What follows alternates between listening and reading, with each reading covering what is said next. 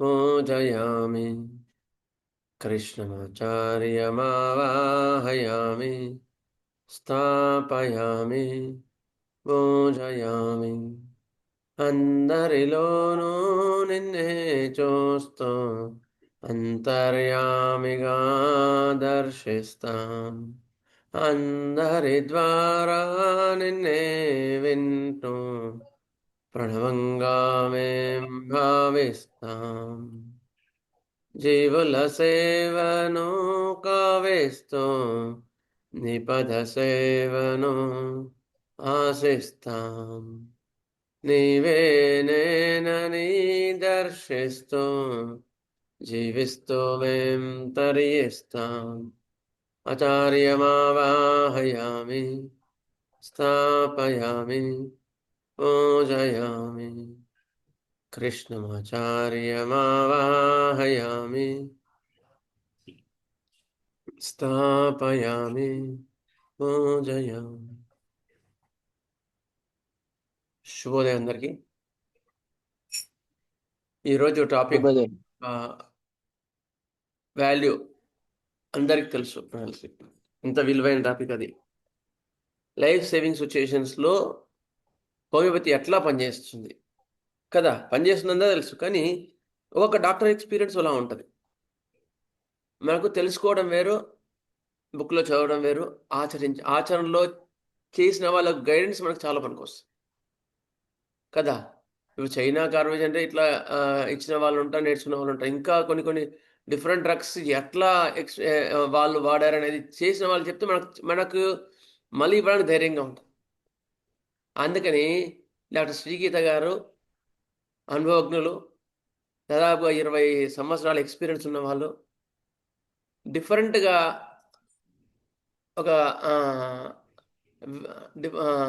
ఒక కేసుని అన్ని రకాలుగా పరిశోధించి దానిలో కరెక్ట్గా పాయింట్ తీసుకెళ్ళగలిగే వ్యక్తి.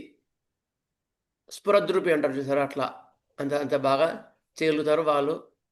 ఈరోజు మనకి సమయం ఇచ్చి వారి విలువైన అనుభవాన్ని మనకి అందిస్తున్నందుకు వారికి నమస్కారం, కృతజ్ఞతలు. రండి గీత గారు. Thank you.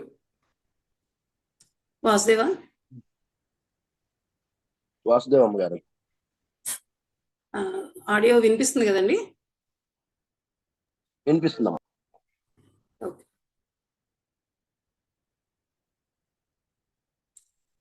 శుభోదయం అందరికీ. ముందుగా నాకు ఈ అవకాశం ఇప్పించిన చంద్రమోహన్ గారికి, అలాగే ఉదయాన్నే ఇంత పొద్దున్నే మీ అందరూ వచ్చి ఓపికగా వినడానికి రెడీగా అయినందుకు, దాన్ని ఈ స్థితిలో కూర్చోబెట్టిన మాస్టర్ గారికి, మీ అందరికీ నా హృదయపూర్వక నమస్కారాలు. So life saving situations and clinical experiences అని చెప్పి చంద్రమోహన్ గారు ఈ టాపిక్ మీద మీకున్న ఎక్స్పీరియన్సెస్ మనందరం షేర్ చేసుకుందాం ఒకసారి అని అడిగితే ఈ టాపిక్ తీసుకోవడం జరిగింది. సో ఇందులో మేబీ ఇప్పటి వరకు చాలా మంది ఈ విషయం మీద డిస్కషన్స్ ఇవన్నీ కూడా జరిగినట్టున్నాయి. నాకున్న కొద్దిపాటి ఎక్స్పీరియన్సెస్ అందరితో షేర్ చేసుకునే ప్రయత్నం చేస్తాను ఇప్పుడు. సో జనరల్గా ఏంటంటే life saving situations, clinical experiences అంటే ఇప్పుడు మాస్టర్ గారు ఎన్ని రకాలుగా ట్రీట్మెంట్స్ చేశారు, ఎన్నెన్ని కేసులు ఏ విధంగా చేశారు, లేకపోతే పలానా డాక్టర్ గారు ఈ కండిషన్లో ఈ మెడిసిన్ వేశారు, ఇలా చాలా మంది చాలా ఎక్స్పీరియన్సెస్ షేర్ చేసి ఉంటారు.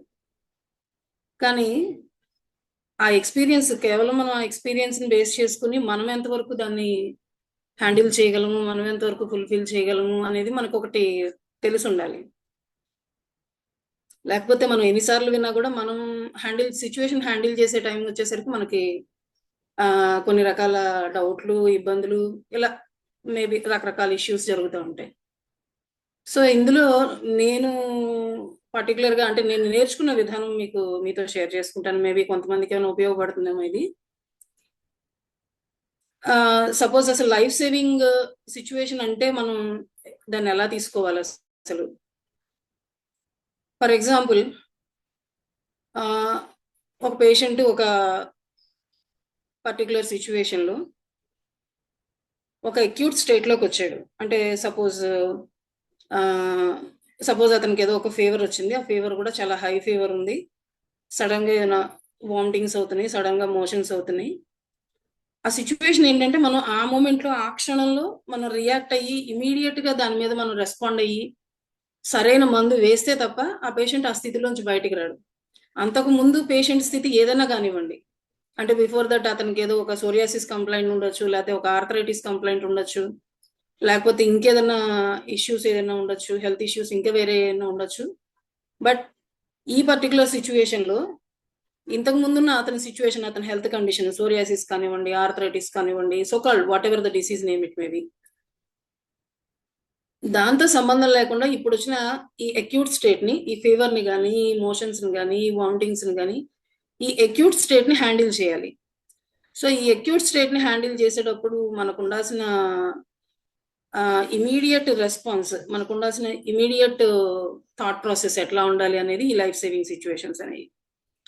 సో ఇక్కడ అంటే నేను ఇంతకు ముందు కూడా చెప్తున్నా, ఇప్పుడు పలానా డాక్టర్ గారు పలానా కండిషన్ లో ఒక చైనా వేశారు, లేకపోతే ఒక పలానా డాక్టర్ గారు ఒక పలానా కండిషన్ లో ఆర్సనికాల్ వేశారు, లేకపోతే ఇంకో డాక్టర్ గారు క్యాంఫర్ వేశారు చెప్తారు. మనకు కూడా థియరిటికల్ గా చాలా బాగానే ఉంటుంది వినడానికి కూడా. కానీ మనం వేయాల్సి వచ్చేసరికి మనం ఆ పాయింట్ లో మనం కరెక్ట్ గా ఉన్నామా లేదా, ఆ రెమెడీ తాలూకు ఎఫెక్ట్స్ ఏంటి అని మనం ఎగ్జాక్ట్ గా చూడగలుగుతున్నామా లేదా అనేది మనకి చాలా ఇంపార్టెంట్ ఆ టైంలో. ఎందుకంటే కొన్ని దగ్గర రెమెడీస్ ఏంటంటే మనకి చాలా కన్ఫ్యూజింగ్ గా ఇదా అదా, ఈ మందా ఆ మందా, ఇట్లా డైలమా వచ్చేస్తుంది. ఎందుకంటే మనం ఒకళ్ళ ఎక్స్పీరియన్స్ ని మనం ఆ టైంలో ఇన్కార్పొరేట్ చేసుకోవడానికి ట్రై చేస్తున్నాము. సో దట్ మనకి బేసిక్ బ్యాక్గ్రౌండ్ లేకపోతే ఇంకొకళ్ళ ఎక్స్పీరియన్స్ మనం ఇన్కార్పొరేట్ చేసుకున్నట్టయితే మనకు ఆ విషయంలో కొంత డైలమా ఉంటుంది. సో ఈ డైలమాని మనం ఎట్లా రెక్టిఫై చేసుకోవాలి, అసలు మనకు డ్రగ్స్ ని ఎలా అర్థం చేసుకోవాలి, లైఫ్ సేవింగ్ సిచ్యువేషన్ లో ఒక డ్రగ్ ని ఎలా అర్థం చేసుకోవాలి, ముందు ఒక చిన్న గ్లిమ్స్ ఇచ్చి తర్వాత నాకున్న ఎక్స్పీరియన్సెస్ మీతో షేర్ చేసుకుంటాను. సో ఈ పాయింట్ లోకి వచ్చేసరికి ఏమవుతుందంటే, మనం మెట్రోమెడికా చదువుకున్నాం అనుకోండి, ఒక పలానా ఆర్సనికాల్ డ్రగ్ ఉంది, ఆర్సనికాల్ చదువుకున్నాం. సో ఈ ఆర్సనికాల్ చదువుకునేటప్పుడు మనకి ఏంటంటే ఆర్సనికాల్ అంటే ఫాస్టిడియస్, ఆర్సనికాల్ అంటే రెస్ట్లెస్, ఆర్సనికాల్ అంటే థర్స్ట్ ఫర్ స్మాల్ క్వాంటిటీస్, ఇట్లా రకరకాల సింటమ్స్ మనకి మెట్రోమెడికల్ కనబడతాయి. సో ఇందులో మనకి లైఫ్ సేవింగ్ సిచ్యువేషన్ లో ఆర్సనికాల్ సింటమ్స్ ఏం ఉపయోగపడతాయి, ఇది మనకి పాయింట్. ఆ టైంలో వాడు ఫాస్టిడియస్ గా లేకపోతే వాడు ఎక్స్ట్రీమ్ డయేరియాలోనో, ఎక్స్ట్రీమ్ మోషన్స్ వామిటింగ్స్ లోనో, లేకపోతే ఒక థ్రెటనింగ్ సిచ్యువేషన్ లో ఉంటాడు, అప్పుడేమో వాడు ఫాస్టిడియస్ గురించి ఆలోచించడు. బేసిక్ గా వాడు ఆర్సనికాల్ అయినా సరే ఆ నిమిషంలో ఆ ఫాస్టిడియస్నెస్ అనేది కనపడదు వాడి దగ్గర. ఆ టైంలో వాడి దగ్గర కనపడేది ఏంటి, రెస్ట్లెస్నెస్ కనపడుతుంది, యాంగ్జైటీ కనపడుతుంది, ఫియర్ ఆఫ్ డెత్ కనపడుతుంది, ఫ్యూ మోడాలిటీస్ లైక్ చిల్లీ కాబట్టి వామ్త్, ఎమిలరేషన్ కనపడుతుంది. ఇలా కొన్ని పాయింట్స్ మాత్రమే మనకు కనపడతాయి. సో మనం ఏ పాయింట్స్ ఆ పర్టికులర్ పీరియడ్ ఆఫ్ టైంలో మనం కన్సిడర్ చేయాలి, ఏ పాయింట్స్ కన్సిడర్ చేయకూడదు అనేది మెటీరియల్ మెడికల్ పాయింట్ ఆఫ్ వ్యూలో మనం సెగ్రిగేట్ చేసుకోవాలి కంపల్సరీగా. ఆ సెగ్రిగేషన్ లేకపోతే ఏమవుతుందంటే, ఇక్కడ ఫాస్టిడియస్నెస్ లేదుగా, ఇప్పుడు ఆర్సనికాల్ వేయచ్చా వేయకూడదా అనే డౌట్ వస్తుంది. నాకు వచ్చింది, మిగతా వాళ్ళ సంగతి నాకు తెలియదు. నా ఇనీషియల్ డేస్ ఆఫ్ ప్రాక్టీస్ లో నాకు వచ్చినాయి ఇలాంటి డౌట్స్. అందుకనే నా ఇనీషియల్ డేస్ ఆఫ్ ప్రాక్టీస్ ని బేస్ చేసుకుని నేను చెప్తున్నాను. అలాంటి డౌట్స్ రాకపోతే వెల్ అండ్ గుడ్.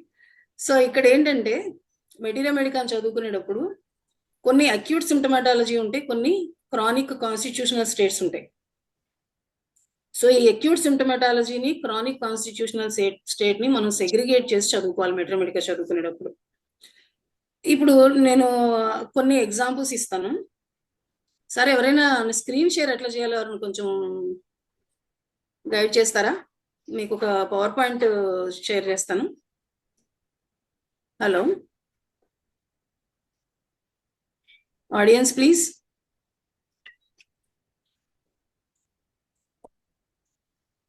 చంద్రమోహన్ గారు. మేడం, ఆప్షన్స్ లో స్క్రీన్ షేర్ ఉంటుంది చూడండి. కింద షేర్ అనేది ఒకటి కనబడుతుంది, దాన్ని టచ్ చేయండి చూస్తా.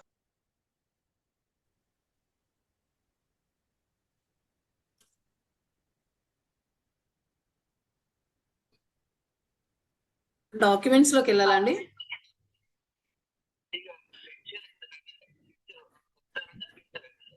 అవునండి, వెళ్ళండి.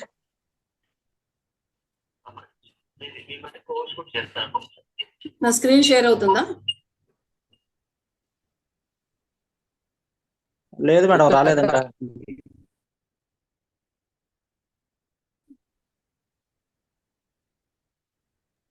ప్రోగ్రెసింగ్ అని ఉంటుందమ్మా చూడండి.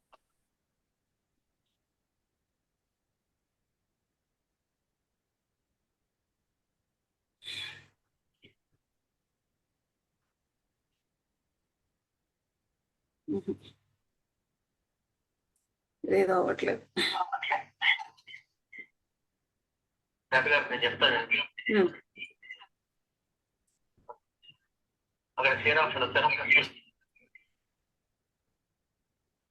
షేర్ ఆప్షన్ ఉంది.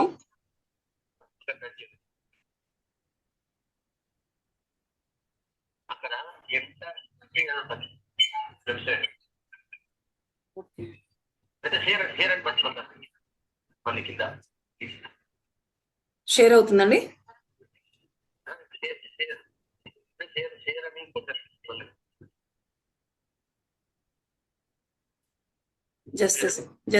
జస్ట్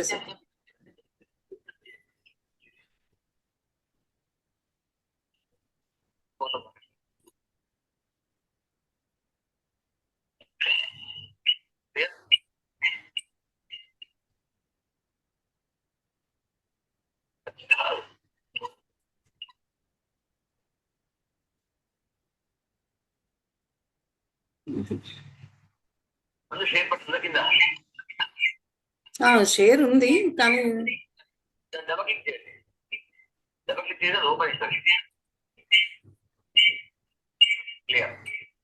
వచ్చిందా? అయిందమ్మా, అయింది. ఓకే మేడం, వస్తుంది. వచ్చిందండి. పవర్ పాయింట్ కనిపిస్తుందండి. అవునమ్మా, కనిపిస్తుంది మేడం, మీరు కనిపిస్తుంది. ఆపరేట్ చేయడమే కనిపిస్తుంది. Good. Okay right. Thank you. చేస్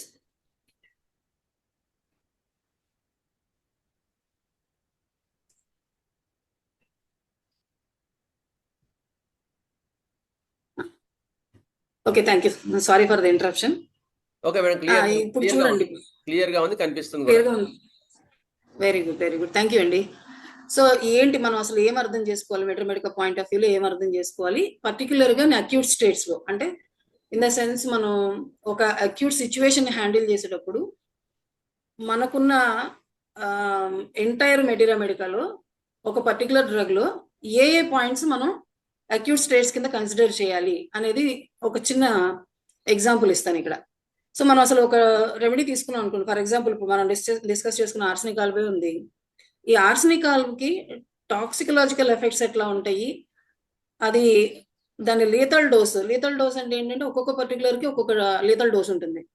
బాగా యాక్టివ్ ఉన్న డ్రగ్స్ లైక్ ఆర్సనిక్ ఆల్బ్ ఇట్లాంటివి ఉన్నాయి అనుకోండి, smallest quantity of arsenic ఆల్బ్ poisonous.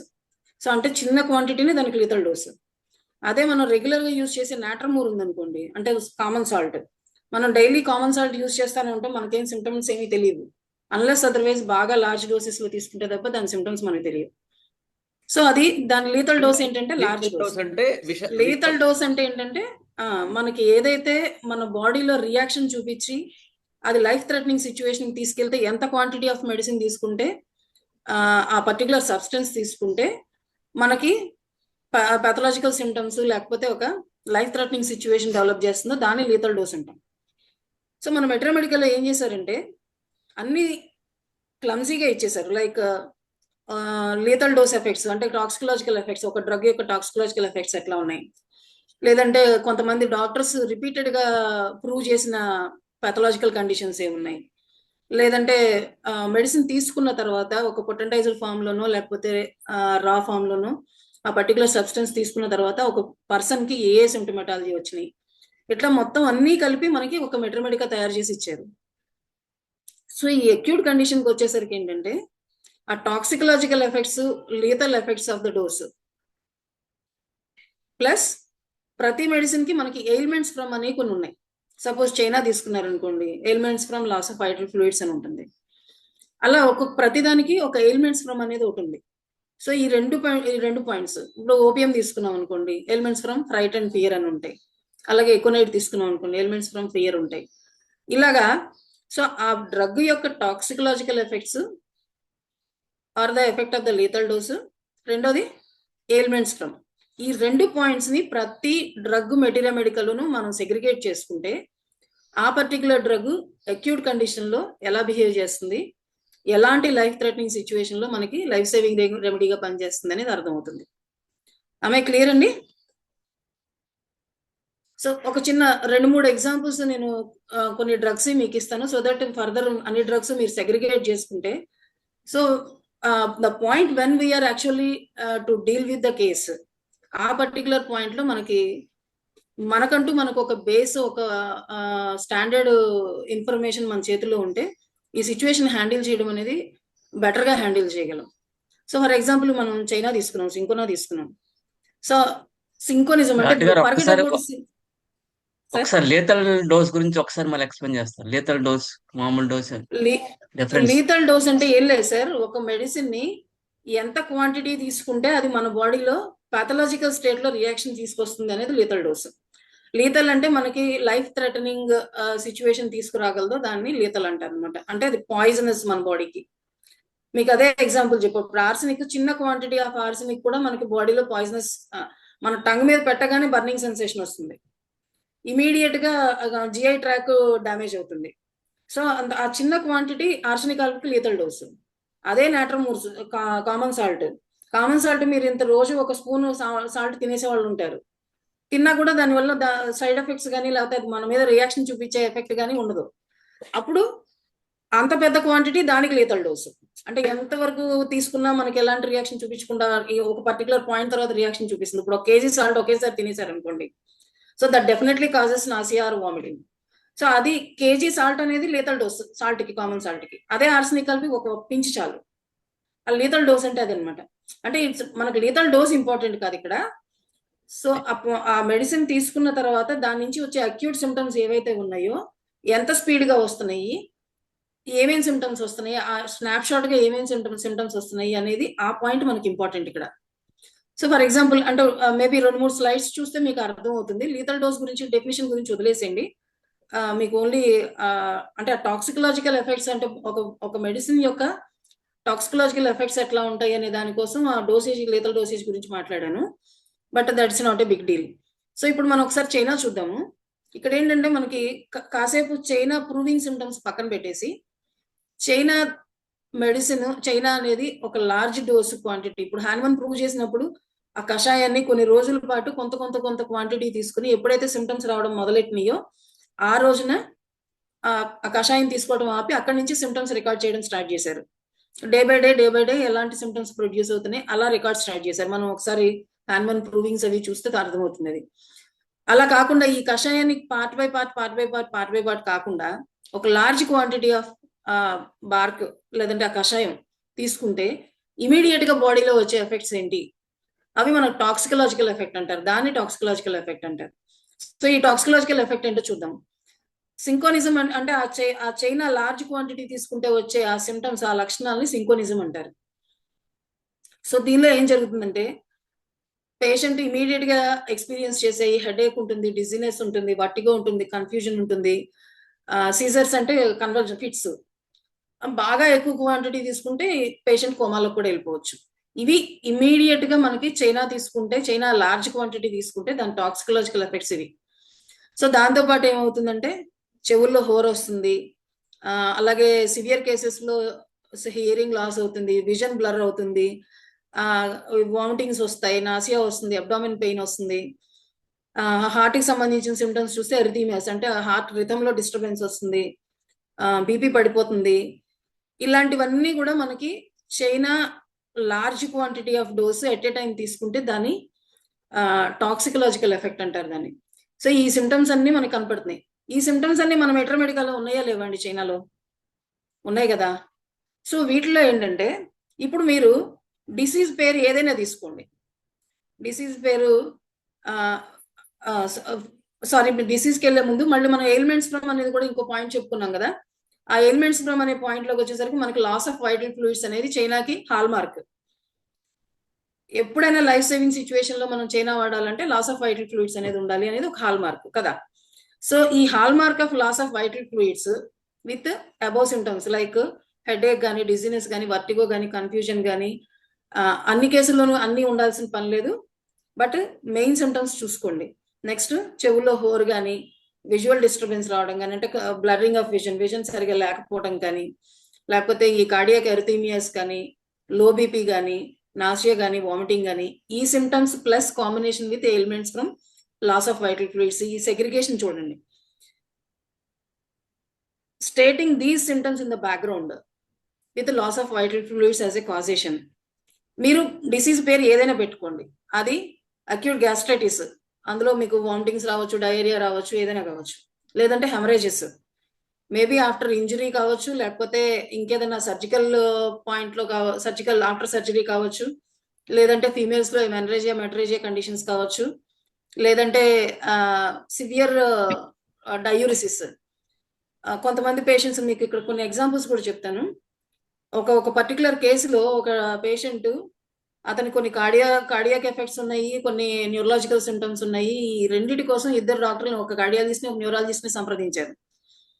Cardiologist గారు న్యూరాలజిస్ట్ రాసిన మందులు చూడలేదు, న్యూరాలజిస్ట్ గారు కార్డియాలజిస్ట్ రాసిన మందులు చూడలేదు. ఎవరి మందులు ఎవరి పార్ట్ వాళ్ళదే అనుకున్నారు, ఎవరి పార్ట్ ప్రకారం వాళ్ళు రాసేసుకున్నారు. ఇద్దరు అండ్ ప్లస్ డయాబెటీస్ కూడా ఉంది, డయాబెటాలజిస్ట్ కూడా చూశాడు, ఆయన మందులు ఆయన రాసేసుకున్నారు. ఒకరికి తెలియకుండా ఒకళ్ళు డయూరిటిక్ డ్రగ్స్ ఒక 2-3 డ్రగ్స్ రాసేసారు ఆ పేషెంట్ కి. ఈ పేషెంట్ చాలా ఇన్నోసెంట్ పేషెంట్. ఏంటంటే ప్రతి డాక్టర్ రాసిన మందులు చాలా జాగ్రత్తగా సెగ్రిగేట్ చేసుకుని, ప్రతి డాక్టర్ రాసిన మందులు చక్కగా పొద్దున, మధ్యాహ్నం, రాత్రి 3 పూట్ల వేసేసుకుంటున్నాడు. ఒక పర్టికులర్ ఒకనొక స్టేజ్ లో ఏమైందంటే ఇతనికి పూర్తిగా అతను ఏం మాట్లాడుతున్నాడో అర్థం కావట్లేదు, ఎక్కడున్నాడో అర్థం కావట్లేదు. వైఫ్ ని పట్టుకుని నువ్వెవరు, నా ఫ్రెండ్ వా, నువ్వు బ్యూటిఫుల్ గా ఉన్నావు, ఇలా మాట్లాడుతున్నాడు. ఎక్కడున్నాడో అర్థం కావట్లేదు, తన ఇల్లును కూడా తను ఐడెంటిఫై చేయలేకపోతున్నాడు. అంటే ఓరియంటేషన్ లాస్ అయిపోయింది అతనికి.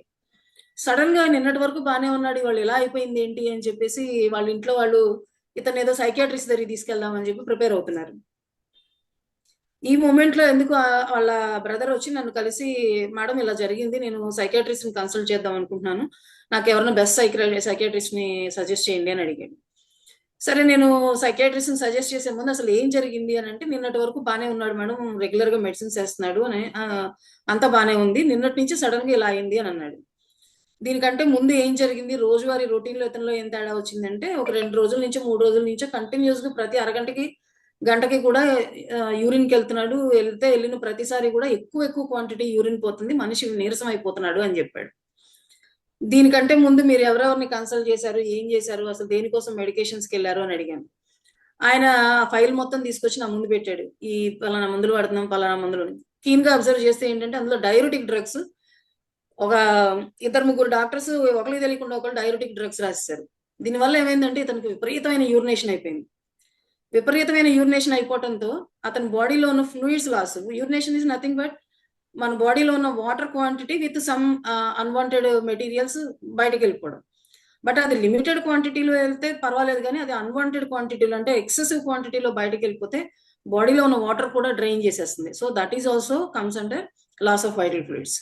సో ఇమీడియట్ గా పేషెంట్ కి చైనా డోస్ ఇచ్చి, అతను వాడుతున్న డయూరిటిక్ డ్రగ్స్ మొత్తం టెంపరీగా ఒక 2-3 రోజులు ఆపేసేయండి, తర్వాత 2-3 రోజుల తర్వాత సిచ్యువేషన్ బట్టి అవసరమైతే ఏ డయూరిటిక్ వాడాలో నేను చెప్తాను, అంతవరకు అది ఆపేసేయండి అని చెప్పి. చూడండి, అంటే మనం కేసు అర్థం చేసుకునే పాయింట్ లో ఏం జరుగుతుంది పేషెంట్ లో అనేది మనం చూడడం అనేది చాలా ఇంపార్టెంట్ అన్నమాట. అలాగే ఇప్పుడు సివియర్ డయాఫోరిసిస్ అంటే సివియర్ స్వెట్టింగ్. ఇప్పుడు పేషెంట్ బయటకి, మన హాట్ సమ్మర్ లో బయట ఎక్కువసేపు తిరుగుతాడు. తిరిగిన తర్వాత ఏమవుతుంది, సివియర్ స్వెట్టింగ్, దానివల్ల విపరీతమైన ఫ్లూయిడ్ లాస్ ఉంటుంది. దాని తర్వాత వచ్చే వీక్నెస్, అది కూడా మనకి లాస్ ఆఫ్ వైటల్ ఫ్లూయిడ్స్ కిందే వస్తుంది. అలాగే severe dehydration in sunstroke అని చెప్పుకున్నాం. Next internal haemorrhages. ఇప్పుడు కొంతమంది పేషెంట్స్ కి అబ్డామిన్ లో హెమరేజ్ అవటం, బ్రెయిన్ లో హెమరేజ్ అవటం, చెస్ట్ లో హెమరేజ్ అవటం, ఇట్లాంటివి కూడా జరుగుతుంటాయి. అలాగే ఫీవర్స్ లో కానీ, బాగా హై టెంపరేచర్ ఉందనుకోండి, తెలియకుండానే బాడీలోంచి వాటర్ ఫ్లూయిడ్ లాస్ ఉంటుంది. డయేరియాస్ లో కానీ, వామిటింగ్స్ లో కానీ, ఫుడ్ పాయిజనింగ్ అయిన కేసుల్లో కానీ. సో వీటన్నిటిలోనూ కూడా మనకి ఫ్లూయిడ్ లాస్ ఉంటుంది, బాడీలోంచి వైటల్ ఫ్లూయిడ్స్ లాస్ ఉంటాయి. ఈ వైటల్ ఫ్లూయిడ్స్ లాస్ ఉన్న ఈ క్లినికల్ కండిషన్స్ లో మనం ప్రీవియస్ గా డిస్కస్ చేసుకున్న హెడేక్ కానీ డిజినెస్ కానీ, అంటే కళ్ళు తిరుగుతున్నట్టు అనిపించడము, కన్ఫ్యూజన్, ఏం జరుగుతుందో అర్థం కాదు పేషెంట్ కి, కొన్ని సివియర్ కేసెస్ లో ఫిట్స్ వస్తాయి, ఇలాంటి సిచ్యువేషన్స్ అన్ని వస్తాయి. లేదు బీపీ పడిపోతుంది, లేకపోతే నా చెవులు హోర్ అనిపిస్తుంది అంటే నాకు చెవులు సరిగా వినిపించట్లేదు, హోర్గా అనిపిస్తుంది అంటాడు. లేదంటే నా కళ్ళు చూస్తుండగా సడన్ గా ఏదో బ్లర్ అయిపోతున్నట్టు, విజన్ సరిగా లేదండి అని చెప్తుంటాడు. ఈ సిమ్టమ్స్ బ్యాక్గ్రౌండ్ లో ఉంటే so China is the life saving remedy at that particular point of time. So ఇలా మనం సెగ్రిగేట్ చేసుకుంటే మెటీరియా మెడికాని, మనం ఏ సిచ్యువేషన్ ని హ్యాండిల్ చేస్తున్నాము, దాని బ్యాక్గ్రౌండ్ ఏంటి, దానికి సరిపడా మంది ఏంటి అనేది మనకు ఒక క్లియర్ కట్ ఐడియా వచ్చేస్తుంది. సో మేబీ ఒక 2-3 డ్రగ్స్ నేను సెగ్రిగేట్ చేసి మీకు చూపిస్తాను. సో దట్ మనకి ప్రతి కేసులోనూ ఇది అవసరం. అంటే మనం సోకాల్డ్ లైఫ్ సేవింగ్ రెమెడీస్ అని ఏ రెమెడీ డిస్కస్ చేసుకున్నా ఆ రెమెడీలో మనం ఈ రకంగా సెగ్రిగేట్ చేసుకుని ఏ డిసీజ్ కండిషన్ లో ఇది మనకు ఉపయోగపడుతుంది అనేది రెండింటిని మనం మ్యాచ్ చేసుకుని పెట్టుకుంటే, సో అది మన ఫింగర్ టిప్స్ మీద ఉండాలన్నమాట. నేను ఇవాళ మన క్రానిక్ కేసులాగా నేను ఈ కేసు 1 గంట 2 గంటలు స్టడీ చేస్తాను, దాని తర్వాత ఇంకేదైనా సిమ్టమ్స్ వస్తే యాడ్ ఆన్ సిమ్టమ్స్ వస్తే వాటిని కూడా నేను మళ్ళీ యాడ్ చేసుకుని స్టడీ చేస్తాను. ఇంత టైం మనకు ఉండదు ఈ పర్టికులర్ సిచ్యువేషన్ లో. సో మనం ఎలా ఉండాలంటే పేషెంట్ కండిషన్ కీన్ గా అబ్జర్వ్ చేసుకుంటూ వెళ్ళాలి, ఏమేం జరుగుతుంది బ్యాక్గ్రౌండ్ లో అనేది చూసుకుంటూ ఉండాలి. Same time materia medica points ఏంటి మనకి ఇంపార్టెంట్ అనేది వెరిఫై చేసుకుంటూ ఉండాలి. ఇమీడియట్ గా మనం ఆ పర్టికులర్ రెమెడీని ఆ సిచ్యువేషన్ లో యాప్ట్ గా వేయగలగాలి. అప్పుడు మనం ఆ లైఫ్ ని, ఆ పర్టికులర్ లైఫ్ ని మనం సేవ్ చేయగలము. లేకపోతే మనం అక్కడ డిస్టర్బ్ అవుతాము, మనతో పాటు మన పేషెంట్ కూడా డిస్టర్బ్ అవుతాడు. సో ఇవన్నీ ఏంటంటే ఇవి చాలా చాలా ఇంపార్టెంట్ మనకి. సో ఈ పర్టికులర్ దీనిలోకి వచ్చేసరికి extreme loss of vital fluids with exhaustion in any life threatening condition, ఇది మనకి China hallmark. Next so arsenic కల్ప్ చూద్దాం. ఇదే పాయింట్ ఆఫ్ వ్యూలో ఆర్సనిక్ కల్ప్ చూద్దాం. ఆర్సనిక్ పాయిజనింగ్ సిమ్టమ్స్ ఏముంటాయంటే వామిటింగ్ ఉంటుంది, అబ్డామిన్ పెయిన్ ఉంటుంది, ఎన్సెఫలోపతి అంటే బ్రెయిన్ కి సంబంధించిన డిజోరియంటేషన్, లేకపోతే ఆ టైంలో బ్రెయిన్ కి సంబంధించిన సిమ్టమ్స్ వస్తాయి, డయేరియా ఉంటుంది, మేబీ డయేరియాలో బ్లడీ డయేరియా అంటే మోషన్స్ తో పాటు బ్లడ్ లాస్ అవుతూ ఉంటుంది. వీటిలో next food poisoning like symptoms అంటే సివియర్ అబ్డామిన్. ఆర్సనిక్ తీసుకున్న వెంటనే వచ్చే లక్షణాలు ఇవి. అంటే ఆర్సనిక్ ఒక క్రూడ్ ఫామ్ లో తీసుకుంటే వెంటనే వచ్చే ఇమీడియట్ లక్షణాలు ఇవి. కడుపులో నొప్పి ఉంటుంది, వామిటింగ్ ఉంటుంది, వికారంగా ఉంటుంది, మోషన్స్ అవుతుంటాయి, బ్లడ్ పోతూ ఉంటుంది. హైపోవొలిమిక్ షాక్ అంటే ఈ బ్లడ్ ఎక్కువ ఎక్సెస్ పోవడం, లేకపోతే అగైన్ ఇక్కడ కూడా ఫ్లూయిడ్ లాస్ రావటము, ఇదంతా జరగడంతో వీళ్ళకి కూడా హైపోవొలిమిక్ షాక్ అంటే బీపీ పడిపోయి దానిలో వచ్చే షాక్ లాంటి సిమ్టమ్స్ వస్తాయి. నెక్స్ట్ హార్ట్ ఫెయిల్యూర్ కండిషన్స్ రావచ్చు, కన్ఫ్యూజన్ వస్తుంది, ఫిట్స్ వస్తాయి, కోమా ఉంటుంది. ఇవన్నీ కూడా మనకు ఆర్సనిక్ పాయిజన్ డిఫరెంట్ స్టేజెస్ లో వచ్చే టాక్సికలాజికల్ ఎఫెక్ట్స్ ఇవన్నీ కూడా. సో నెక్స్ట్ ఇమీడియట్ గా దీంతో పాటు ఇంకేముంటాయంటే symptoms include gastrointestinal distress, headache, weakness, difficulty breathing, kidney function కానీ లివర్ ఫంక్షన్ కానీ ఇవన్నీ కూడా చాలా షార్ప్ గా చాలా తొందరగా డ్యామేజ్ అయిపోతాయి. అంటే డిస్ట్రక్షన్ ఆఫ్ ఆర్బీసీ అనేది చాలా తొందరగా జరిగిపోతుంది. అలాగే కిడ్నీలో డిస్ట్రక్షన్ జరిగిపోతుంది, లివర్ లో డిస్ట్రక్షన్ జరిగిపోతుంది. అంటే ఆర్సనిక్ ఏం చేస్తుంది, మన బాడీలోకి వెళ్ళిన వెంటనే టిష్యూ డ్యామేజ్ ని చేసుకొస్తుంది, ఇమీడియట్ గా టిష్యూ డ్యామేజ్ ని తీసుకొచ్చేస్తుంది. అంటే ఆర్సనిక్ తీసుకున్న 2 to 24 hours, with in 24 hours arsenic effect ఎలా ఉంటుందంటే టిష్యూ డ్యామేజ్ లెవెల్లో ఉంటుంది. ఇప్పుడు మనం నాలుక మీద పెట్టుకుంటే నాలుకంతా మండిపోతుంది, ఆ నాలుక మీద ఉన్న పొర అదంతా కూడాను డ్యామేజ్ అయిపోతుంది. అది స్టమక్ లోకి వెళ్తే స్టమక్ లో ఈసోఫాగస్ మొత్తం డ్యామేజ్ చేసుకుంటూ వెళ్తుంది, స్టమక్ లోకి వెళ్తే స్టమక్ అంతా డ్యామేజ్ చేస్తుంది, ఇంటెస్టైనల్ ట్రాక్ లోకి వెళ్తే ఇంటెస్టైనల్ ట్రాక్ అంతా డ్యామేజ్ చేస్తుంది. సో అక్కడి నుంచి ఆ ఇంటెస్టైనల్ లేయర్ అంతా, ఇంటర్నల్ లేయర్ అంతా కూడా డ్యామేజ్ అయ్యి దాని నుంచి బ్లడ్ లీక్ అవటము, దాని నుంచి మోషన్స్ అవటము, మోషన్స్ లో బ్లడ్ పట్టము, ఇంత సివియర్ అయితే దాని నుంచి హైపోవొలిమిక్ షాక్ రావటము, దాని నుంచి ఈ బ్రెయిన్ కి సరిపడా ఆక్సిజన్ వెళ్ళకపోవటము, ఇవన్నీ జరుగుతాయి. ఆర్బీసీ డిస్ట్రాయ్ అయిపోవటం, ఒక్కసారి అది బ్లడ్ లో కలవడం మొదలు పెడితే ఆ రెడ్ బ్లడ్ సెల్స్ అన్ని కూడా డిస్ట్రాయ్ అయిపోవడం. అంటే ఇది arsenic process destruction. Okay, so ఇది ఆర్సనిక్ టాక్సికలాజికల్ ఎఫెక్ట్స్. సో ఇప్పుడు మనకు వెంటనే ఇమీడియట్ గా వచ్చే డౌట్ ఏంటంటే, మరి దాదాపు సిమిలర్ సిమ్టమ్స్ చైనాలో కూడా చెప్పారు కదండి, ఆర్సనిక్ కి చైనాకి డిఫరెన్స్ ఏంటి? చూడండి, మనం ఆర్సనిక్ యూజ్ చేస్తే వచ్చే సిమ్టమ్స్ లో ఆర్సనిక్, ఇప్పుడు నాలుక మండుతుంది అనుకోండి, పేషెంట్ ఎవరైనా కామ్ గా కూర్చుని మెడిటేటివ్ స్టేట్ లో ఉంటాడా? ఉండడు కదా. ఏం చేస్తాడు? గంతులేస్తాడు, మంట మంట మంట అని హడావిడి చేస్తుంటాడు, స్టాండ్ స్టిల్ గా ఉండనివ్వదు. ఆ పెయిన్ కానీ లేకపోతే ఆ బర్నింగ్ సెన్సేషన్ కానీ పేషెంట్ ని స్టాండ్ స్టిల్ గా ఉండనివ్వదు. సో ఈ హాల్ మార్క్ డిఫరెన్స్ మనకి అక్యూట్ ఆర్సనిక్ స్టేట్ లో కనబడుతుంది. ఏదైతే చైనాలో లేదు, ఆ బర్నింగ్ కానీ రెస్ట్లెస్నెస్ కానీ ఆ ర్యాపిడిటీ ఆఫ్ డిస్ట్రక్షన్. చైనా మనం కొన్ని రోజుల్లో, లేకపోతే చైనా అంత లార్జ్ క్వాంటిటీ చేస్తే మనకు ఒక రోజు 2 రోజులో 3 రోజుల్లో టైం పడుతుంది ఆ స్టేట్కి రావడానికి. కానీ ఆర్సనిక్ అలా కాదు, విత్ ఇన్ 1-2 అవర్స్ లో ఆర్సనిక్ సిమ్టమ్స్ స్టార్ట్ అయిపోతాయి. ఆ ర్యాపిడిటీ అనేది one of the differentiating point between China and arsenic. మనకి సిమ్టమ్స్ అన్ని పేషెంట్ ని గ్రాస్ లెవెల్లో చూస్తే అన్ని ఓ రకంగానే కనబడతాయి. బట్ అండర్లైన్ పెథాలజీ ఏం నడుస్తుంది అనేది చూస్తే ఆ ర్యాపిడిటీ ఆఫ్ సిమ్టమ్స్ విత్ ఈ డిస్ట్రక్షన్ ప్రాసెస్, ఈ బర్నింగ్, ఈ రెస్ట్లెస్నెస్, ఇవన్నీ కూడా చైనా నుంచి ఆర్సనిక్ ని డిఫరెన్షియేట్ చేస్తాయి. నేను మిమ్మల్ని ఏం కన్ఫ్యూజ్ చేయట్లేదు కదండి? I hope everything is clear. లేదు madam. Everything clear. Clear, madam. లేదు. Right, okay, thank you. Doctor గారు, సో ఒక నిమిషం ఒక్క నిమిషం మాట్లాడతాను.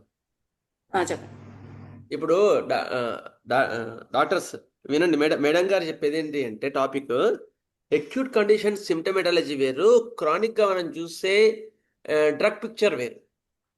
అయితే ఏ సిమ్టమ్స్ మనం తీసుకుంటే అక్యూట్ లోకి ప్రిస్క్రిప్షన్ చాలా బాగా ఉంటుంది. ఇప్పుడు ఆర్సికల్ సిమ్టమ్స్ అన్ని కూడా మెటర్మిడ్గా మొత్తం తీసుకొని మనము అక్యూట్ లోకి వెళ్ళలేము. అందుకని ఆ అక్యూట్ సిమ్టమెటాలజీ ఏమేమి ఉంటే మనము ఈజీగా ప్రిస్క్రిప్షన్ ఇవ్వగలుగుతాము అనే దానికోసము అక్యూట్ అండ్ క్రానిక్ అనే దాన్ని మనము డిఫరెన్షియేట్ చేస్తూ మేడం క్లియర్ గా మనకి చెప్తోంది అనమాట. అందుకోసమని మనకు బ్యాక్గ్రౌండ్ అదేనండి, మీకు అందరికి నేను ఇనిషియల్ గా కూడా చెప్పింది అదే. అదనమాట. మన మెటీరియల్ పాయింట్ లో ఏ పాయింట్స్ మనకి అక్యూట్ ప్రిస్క్రిప్షన్ పనికి వస్తాయి, దాన్ని ఎలా సెగ్రిగేట్ చేసుకోవాలి, అది అదే నేను మీకు మళ్ళొకసారి రిపీట్ చేశాను అంతే. Okay, thank you. Okay. So ఇప్పుడు మనకి ఇక్కడ సెకండ్ పారాగ్రాఫ్ లో ఏ డిసీజ్డ్ కండిషన్స్ లో మనకి ఆర్సనిక్ ఆల్బు అక్యూట్ లో ఉపయోగపడుతుంది అట్లాంటిది మీకు అవి సెకండ్ పారాగ్రాఫ్ లో మీకు మెన్షన్ చేశాను. లైక్ ఫుడ్ పాయిజనింగ్ కానీ, స్టింగ్స్ కానీ, insect bytes, snake bytes causes ఇవి.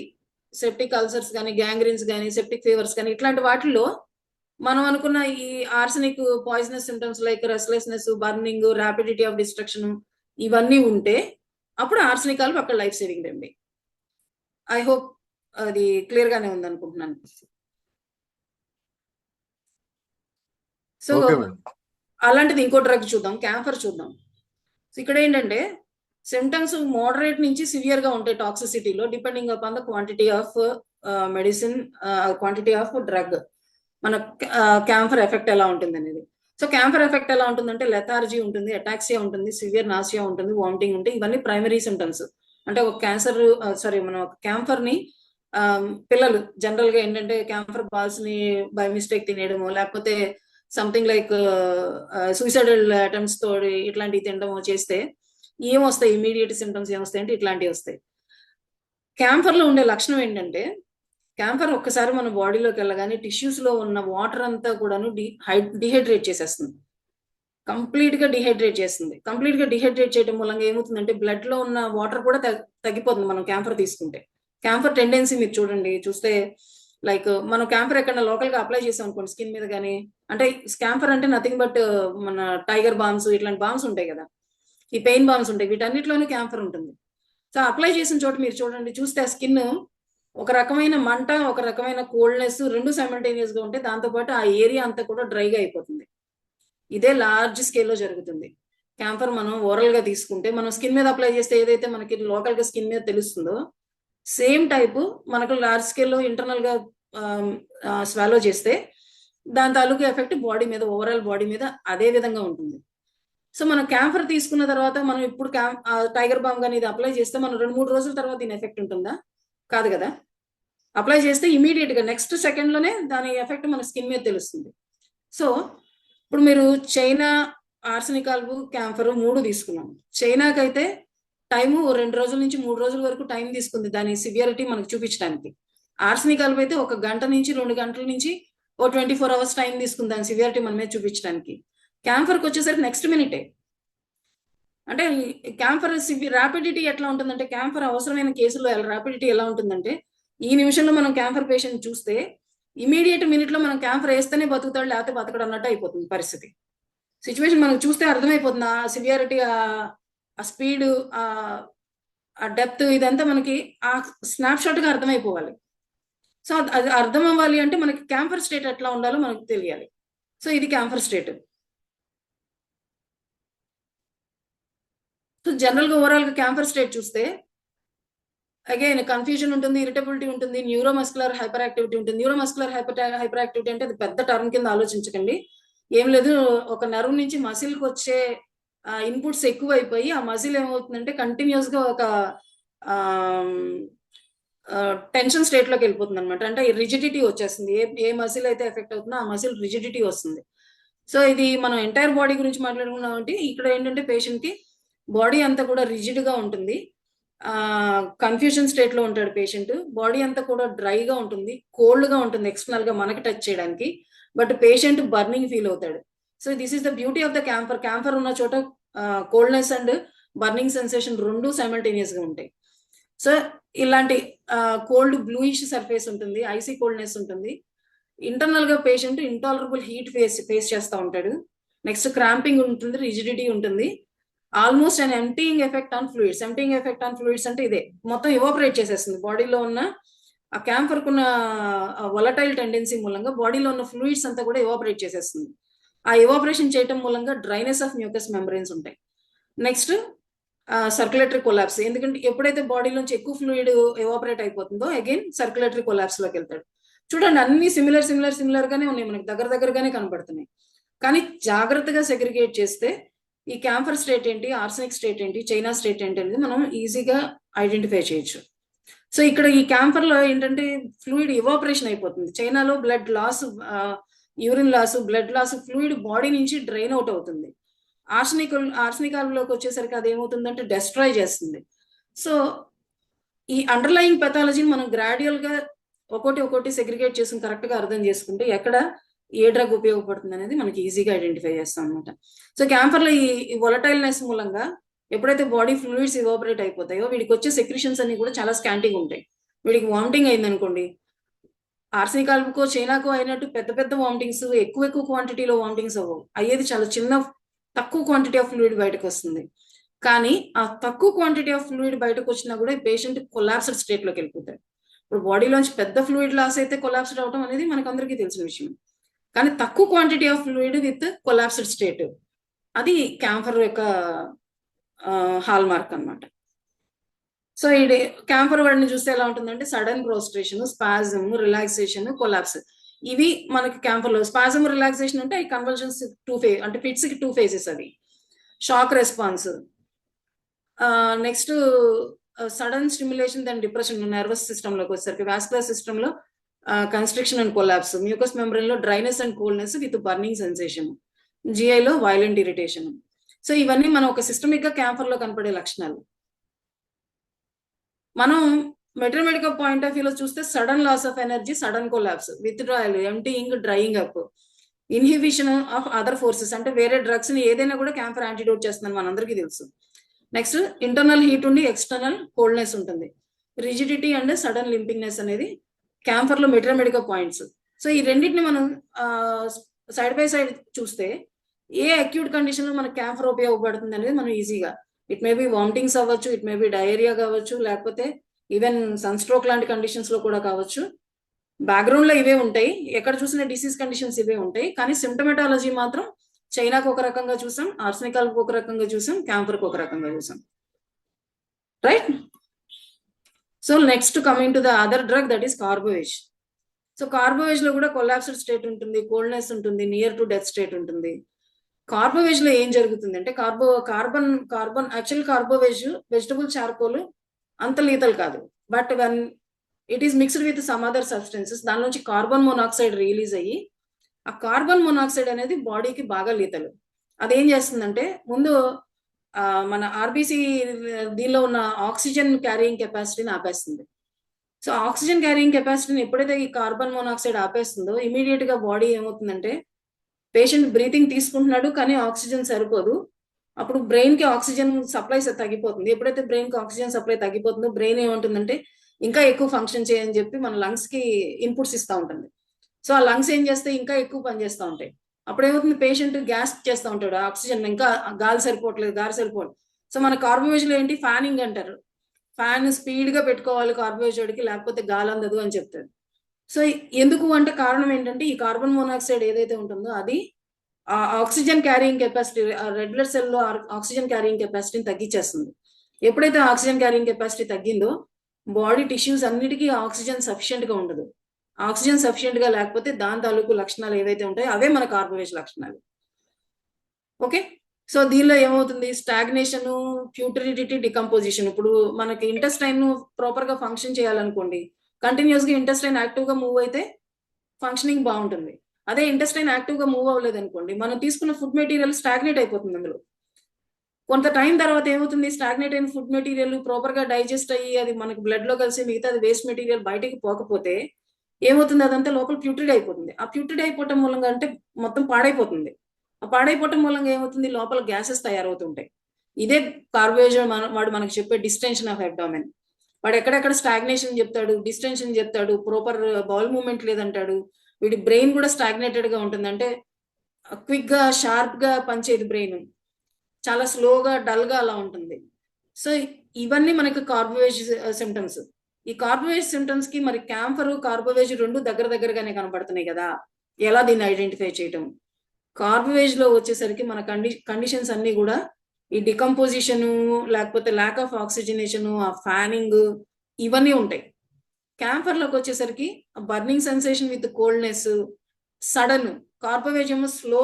కార్బోహైడ్రేట్ స్టేట్ రావడానికి, ఒక లైఫ్ సేవింగ్ కండిషన్ లో కార్బోహైడ్రేట్ స్టేట్ రావడానికి ఆడ ఆల్రెడీ ఒక నెల రోజుల నుంచో, ఒక 2 నెలల నుంచో ఐసీయూలో ఉండి గ్రాడ్యువల్ గా డికంపోజ్ అవుతూ అవుతూ లాస్ట్ కి 2 నెలల తర్వాత అప్పుడు కార్బోహైడ్రేట్ లైఫ్ సేవింగ్ సిచ్యువేషన్ కి రావాలంటే కార్బోహైడ్రేట్ కి ఈ 2 నెలల డ్యూరేషన్ పడుతుంది.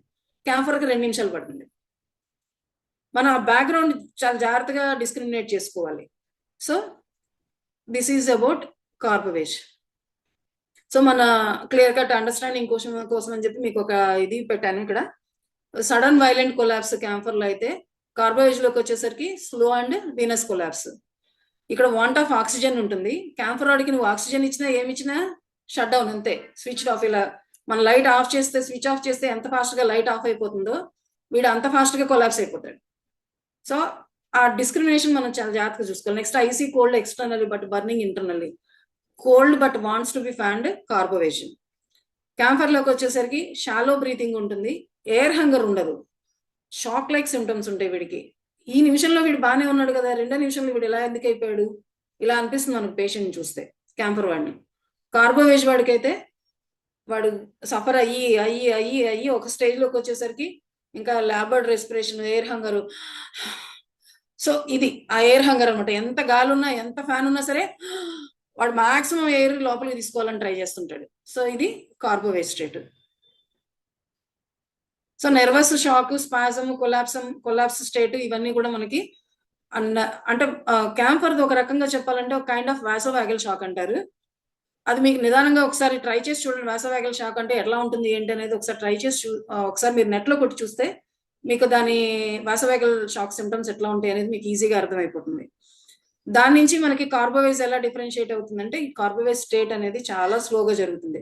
వాసోవాగల్ షాక్ సిమ్టమ్స్ అన్ని కూడా విత్ ఇన్ ఈ నిమిషం దేని గురించి అన్న భయపడ్డాడు అంటే నెక్స్ట్ మినిట్ లో కొలాప్స్ అయిపోవడానికి రెడీ ఉంటాడు క్యాంఫర్ వాడు. అది స్టేట్, క్యాంఫర్ స్టేట్.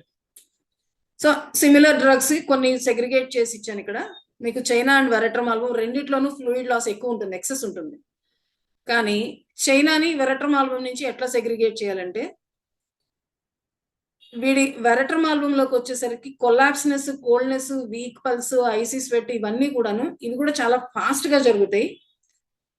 చైనాతో కంపేర్ చేస్తే వెరట్రమాల్బమ్ అనేది దీని స్పీడ్ చాలా ఎక్కువ ఉంటుంది.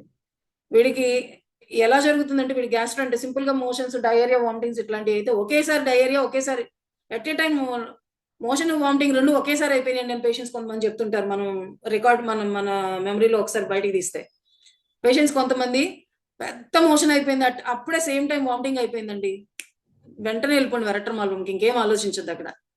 అప్పుడే నేను టాయిలెట్ లోకి వెళ్ళాను, మోషన్ అయింది, మోషన్ తో పాటు వామిటింగ్ కూడా అయిపోయిందండి అదే టైంలో, పెద్ద పెద్దవి అయిపోయినాయండి. ఈ 2 మాటలు చాలు మనకి వెరట్రమాల్బమ్, అది వెరట్రమాల్బమ్ అని చెప్పడానికి. ఇంకా మనం వాడు మళ్ళీ కొలాప్స్, కోల్డ్ కామి స్వెట్ దాకా వెళ్ళిపోయి కొలాప్స్ అయిపోయేదాకా వెళ్ళక్కర్లా. అండ్ వెరట్రమాల్బమ్ ఇంకోటి చూస్తే ఏంటంటే డ్రెంచింగ్ స్వెట్. వాడి స్వెట్ కూడా ఎలా ఉంటుందంటే వాడి తల నీళ్లు పోసి వాడు ఆ వాష్రూమ్ నుంచి బయటకు వచ్చేసరికి నీళ్లతో పోసి తడుపుకొని వచ్చాడా బాడీ అన్నట్టు ఉంటుంది స్వెట్టింగ్ అనేది. దాంతో పాటు వీడికి ఎంత సివియర్ థర్స్ట్ ఉంటుంది అనమాట. ఎంత అంటే మీరు ఎంత క్వాంటిటీ వాటర్ ఇచ్చినా తాగేస్తుంటాడు. సో ఆ profuseness in thirst, profuseness in diarrhoea, profuseness in vomiting, ఆ ప్రొఫ్యూజ్నెస్ ఇన్ స్వెట్టింగ్, ఈ ఎంత ఎక్సెస్ ఇవి కనబడితే మీరు అసలు వేరే ఆలోచించదు, వెంటనే వెరట్రమాల్గంకి వెళ్ళిపోండి.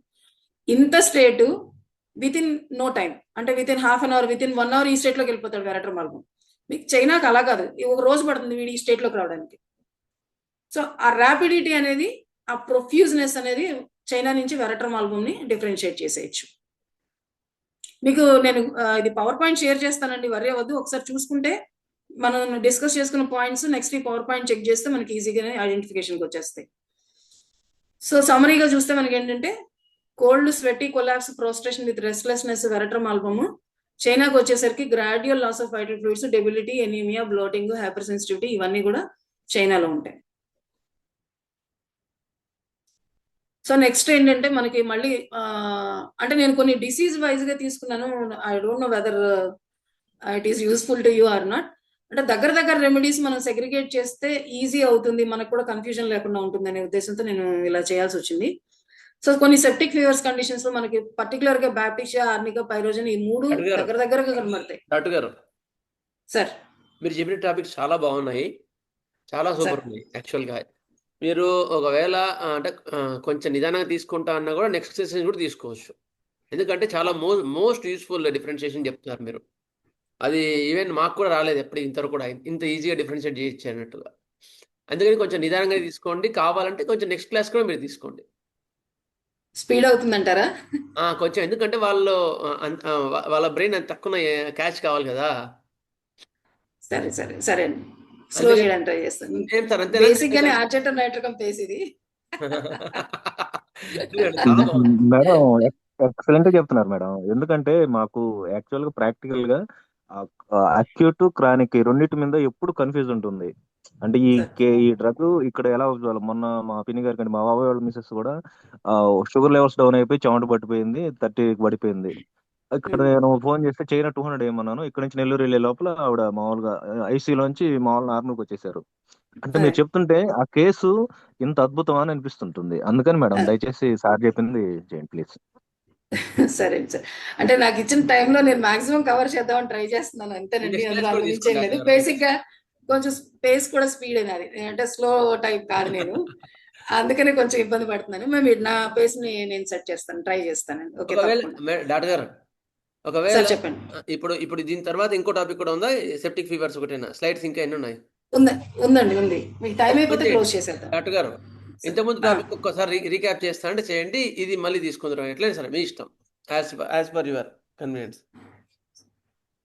మరి అది ఆడియన్స్ పోల్ అండి, ఇది వాళ్ళకి ఎలా ఇంట్రెస్ట్ మీరు డాక్టర్ గారు లేదు మేడం, కొంచెం స్పీడ్ ఉంది, మీరు కొంచెం రిపీట్ మళ్ళీ సబ్జెక్ట్ మన చాలా ఇంపార్టెంట్ గా ఉంది, మీరు కొంచెం స్పీడ్ గా ఉన్నారు కాబట్టి అంటే మేము ఫీల్ అయ్యాము. కొంచెం మళ్ళీ రిపీట్ చేస్తే బాగుంటుంది మేడం. డాక్టర్ గారు మీరు చెప్పే విధానం బాగానే ఉంది, మీరు చెప్తూ ఉండండి. స్లైడ్లు ఎట్లాగో మీరు షేర్ చేస్తారు కదా, స్లైడ్ షేర్ చేస్తాను కంపల్సరీగా, వాటిని మేము చదువుకుంటాం. మీరు నేరేషన్ చేస్తూ ఉంటే ఆ స్లైడ్స్ చదువుకుంటే ఆటోమేటిక్ గా 99% అందరికి అర్థం అవుతుందండి. మీరు చాలా సింపుల్ టర్మ్స్ లో ఇచ్చారు, అందరికి అర్థం అవుతుంది. సాధ్యమైనంత వరకు మీరు ఇచ్చిన మెటీరియల్ అంతా మీరు కవర్ చేసేటట్లుగా చూడండి. మేము అలా చదువుకుంటాం, అర్థం కాకపోతే యూట్యూబ్ లో పెడతారు, 10 సార్లు చదువుకుంటాం. అప్పుడప్పుడు మా మాస్టారు చంద్రమోహన్ గారు ఈ విషయాల్ని మరీ చెప్తూ ఉంటారు. కాబట్టి 1-2 సార్లు మాకు అవుతుందని, సాధ్యమైనంత వరకు మీ పూర్తి స్లైడ్స్ ని మాకు ఎక్స్ప్లెయిన్ చేయండి. థ్యాంక్ యూ అండి. అలాగే సార్, ఓకే సార్. సార్ ఇప్పుడు ఈ ఫీవర్స్ కంటిన్యూ చేయండి, లేకపోతే మళ్ళీ బ్యాక్ రీకాప్ కి వెళ్దామండి. మరి కొంచెం బ్యాక్ వెళ్ళి కొంచెం రిపీట్ చేయండి మేడం డాక్టర్ గారు. అలాగే సార్, యాజ్ యూ విష్.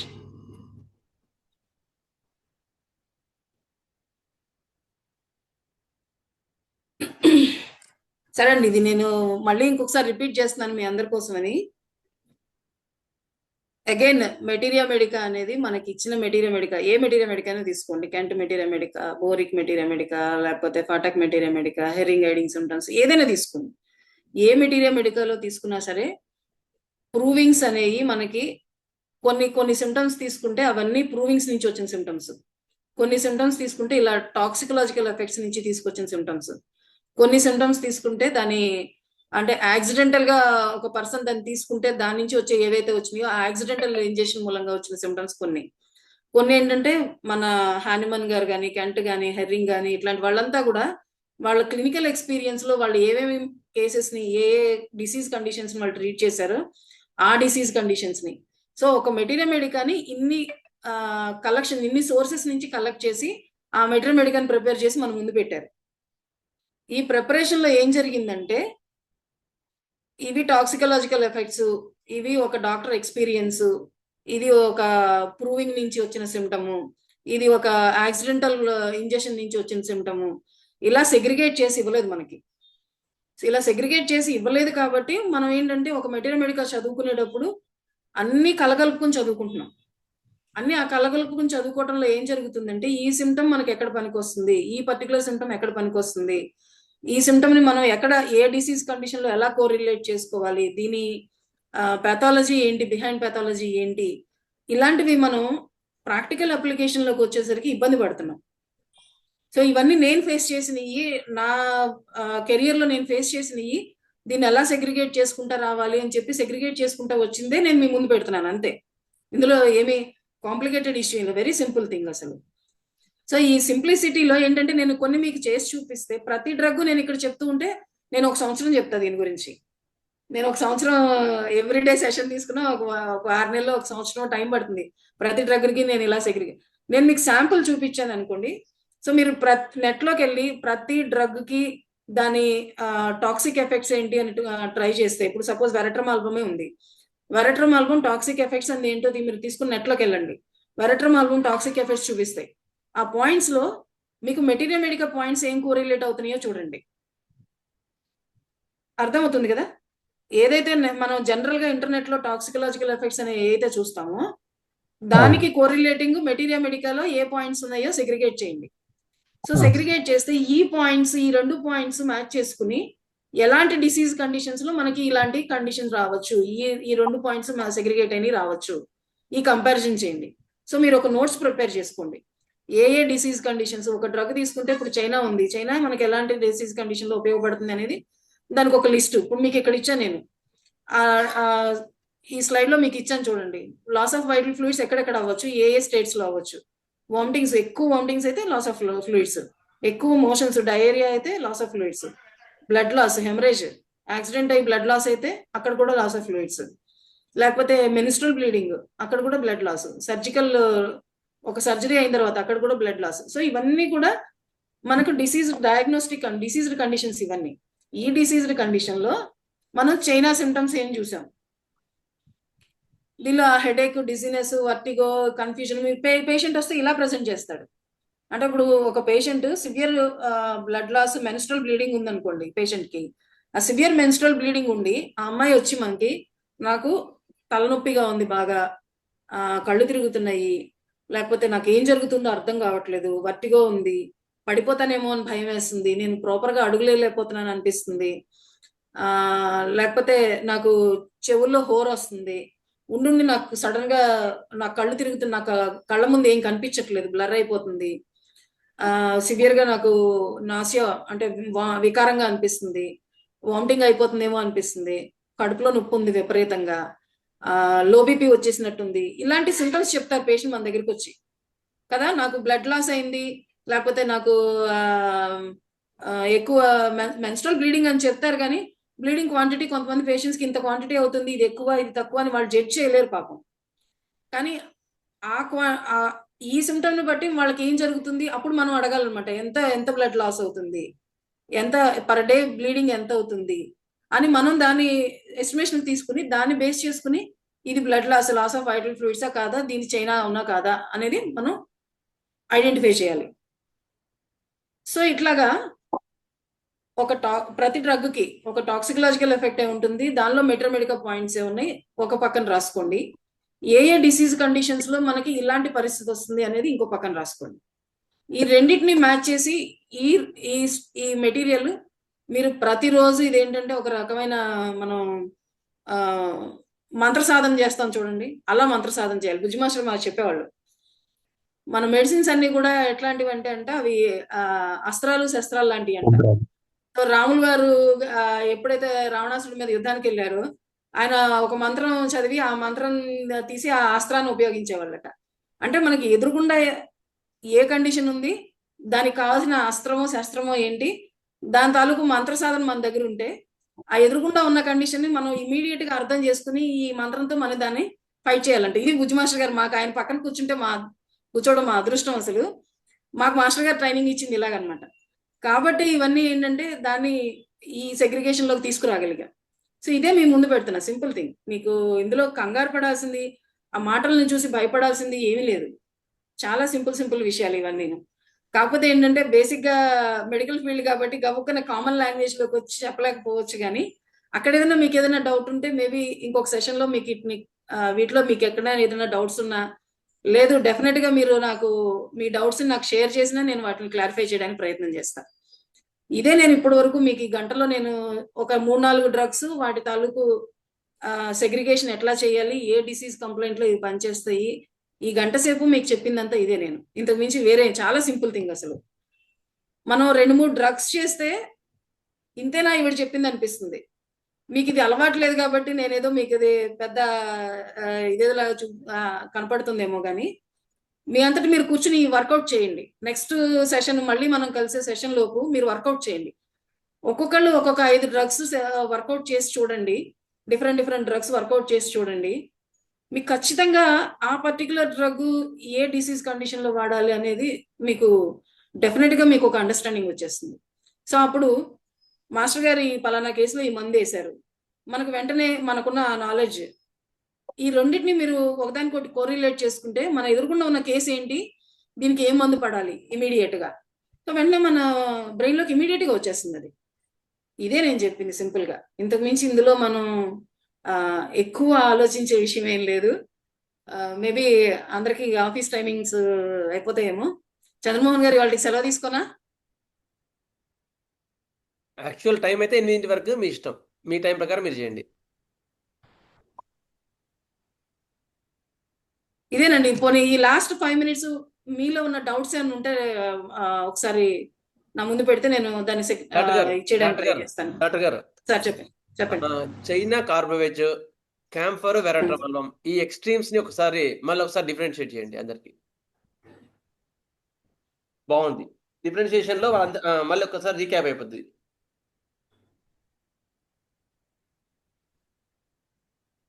చూడండి, చైనా కార్బోవేజ్ అసలు మనకు దగ్గరగా వచ్చే దీనిలో చైనా పాయింట్ ఆఫ్ వ్యూలో మీరు చూస్తే డెఫినెట్ గా underlying background loss of vital fluids ఉంటుంది ఇన్ ఎనీ ఫార్మ్. బట్ ఆ లాస్ ఆఫ్ వైటల్ ఫ్లూయిడ్స్ ని మనం ఎలా అర్థం చేసుకోవాలి అనేది మాత్రం చాలా ఇంపార్టెంట్. చెప్పాను కదా ఇప్పుడు పేషెంట్, నేను నా ఎక్స్పీరియన్స్ చెప్పాను కదా. సో ఆ పర్టికులర్ పేషెంట్ ఎక్కువ సార్లు యూరినేషన్కి వెళ్ళటం మూలంగా సోడియం లాస్ అవుతుంది. ఆ యూరినేషన్ తో పాటు ఎప్పుడైతే సోడియం లాస్ అయిందో పేషెంట్ కాన్షియస్ లోనే ఉంటాడు, కానీ ఓరియంటేషన్ లాస్ అవుతుంది. ఓరియంటేషన్ అంటే తను ఎక్కడ ఉన్నాడు, ఏ పరిస్థితుల్లో ఉన్నాడు, తను ఎదురుగున్న వాడికి రిలేషన్ ఏంటి, వాడి పేరేంటి, ఇవన్నీ మర్చిపోయి కన్ఫ్యూజన్ స్టేట్ లో ఉంటాడు బాగా. ఆ కన్ఫ్యూజన్ స్టేట్ ఎక్కడి నుంచి డెవలప్ అయింది? విపరీతంగా యూరినేషన్ అవటం మూలంగా డెవలప్ అయింది. ఈ విపరీతమైన యూరినేషన్ వల్ల ఏం జరిగింది, బాడీలో వైటల్ ఫ్లూయిడ్ లాస్ అయింది. ఈ వైటల్ ఫ్లూయిడ్ లాస్ లో మనం చెప్పుకున్న చైనా సిమ్టమ్స్ లో ఏదైతే నాసియా కానీ, మనం చైనా సిమ్టమ్స్ చెప్పుకున్నాం, tinnitus, ringing in ears, vision disturbance, ఇవన్నీ పేషెంట్ చెప్పే స్థితిలో లేడు. మనకి ఎదురుకుండా ప్రెజెంటేషన్ కంప్లైంట్ ఓన్లీ కన్ఫ్యూజన్. ఈ ఫస్ట్ పారాగ్రాఫ్ లో చెప్పుకున్నాం చూడండి, headache, dizziness, vertigo, confusion, seizures, coma అని చెప్పుకున్నాం. వీటిలో అన్ని ఉండవు అన్ని కేసుల్లోనూ. ఒక్కొక్క కేసు ఒక్కొక్క పాయింట్ ని ప్రెజెంట్ చేస్తాడు. ఈ పేషెంట్ కన్ఫ్యూజన్ ని ప్రెజెంట్ చేశాడు. ఓకే, సో ఈ కన్ఫ్యూజన్ వెనకాల బ్యాక్గ్రౌండ్ ఏంటంటే ఈ విపరీతమైన ఫ్లూయిడ్ లాస్. ఈ రెండిటి కాంబినేషన్ తో ఆ పేషెంట్ కి ఆ ఫ్లూయిడ్ లాస్ వల్ల ఈ కన్ఫ్యూజన్ స్టేట్ లోకి వచ్చాడు. కాబట్టి ఆ పేషెంట్ అప్పటికి ఎన్ని రోజుల నుంచి వాడుతున్నాడు పేషెంట్? సుమారు ఒక 4-5 రోజుల నుంచో, లేకపోతే ఒక వారం 10 రోజుల నుంచో ఈ డైయూరిటిక్స్ వాడటం మూలంగా ఈ యూరినేషన్ అనేది వారం 10 రోజులు ఎక్సెస్ గా అయ్యి, ఆ వారం 10 రోజుల తర్వాత వీడు ఈ చైనా స్టేట్ లోకి ల్యాండ్ అయ్యాడు. మీరు ఇదే క్యాంఫర్ తీసుకోండి. క్యాంఫర్ స్టేట్ ఎట్లా ఉంటుందంటే, ఫస్ట్ ఆఫ్ ఆల్ ఇంత ప్రొఫ్యూజ్ యూరినేషన్ ఉండదు క్యాంఫర్ స్టేట్ లో, ఎందుకంటే క్యాంఫర్ లో డిశ్చార్జెస్ అన్ని కూడా స్కాంటీ అయిపోతాయి, తక్కువగా ఉంటాయి. రెండోది, క్యాంఫర్ పేషెంట్ మీరు ఈ నిమిషంలో చూస్తే నెక్స్ట్ నిమిషంలో కొలాప్స్ అయిపోతాడేమో అన్నట్టు ఉంటాడు. అంటే ఇప్పుడు బయటకు వెళ్ళి తిరిగి వస్తాడు, ఎండలో తిరిగి వస్తాడు, బాగా ఎండలో తిరిగి వచ్చి లోపలికి వచ్చి ఒక ఏసీ రూమ్ లోకి వస్తాడు. రాగానే ఏం జరుగుతుంది? సన్ స్ట్రోక్ అవుతుంది. ఆ సన్ స్ట్రోక్ స్టేట్ లో ఏమవుతుంది? బాడీ అంతా కంప్లీట్ గా డ్రై అయిపోయి, డిహైడ్రేషన్ మూలంగా డ్రై అయిపోయి, బాడీ అంతా కొలాప్స్డ్ స్టేట్ లోకి వెళ్ళిపోవడం మూలంగా కోల్డ్నెస్ వచ్చేసింది, ఇంటర్నల్ గా వీడికి బర్నింగ్ ఉంటుంది. సో మీరు ఇక్కడ చూడండి, ఈ క్యాంఫర్ స్టేట్ ఎండలో తిరిగి వచ్చాడు, నెక్స్ట్ మినిట్ లో ఈ స్టేట్ లోకి వచ్చేసాడు. కానీ చైనా స్టేట్ ఒక వారం రోజులు, ఒక 10 రోజులు, ఒక మెన్స్ట్రల్ బ్లీడింగ్ అవటమో, లేకపోతే ఒక వారం 10 రోజుల నుంచి ఈ డైయూరిటిక్స్ లాంటివి వాడటము, ఒక వారం 10 రోజుల నుంచి విపరీతమైన స్వెట్టింగ్ రావటము, ఇలాంటిదేదో మేబీ వారం 10 రోజులు కాకపోయినా అట్లీస్ట్ 2-3 డేస్ టైం ఉంటుంది. బట్ క్యాంఫర్ కి 2-3 మినిట్సే, లేదు హాఫ్ అన్ అవర్ లోపే. మీరు క్యాంఫర్ సిమ్టమ్ చూస్తే నేను ఇక్కడ పాయింట్ ఒకటి అండర్లైన్ చేశాను చూడండి.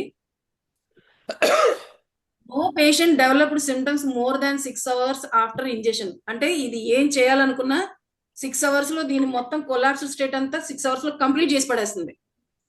చైనా స్టేట్ మీకు డెవలప్ అవ్వడానికే 6 hours పడుతుంది, 6 hours నుంచి 6 days పడుతుంది.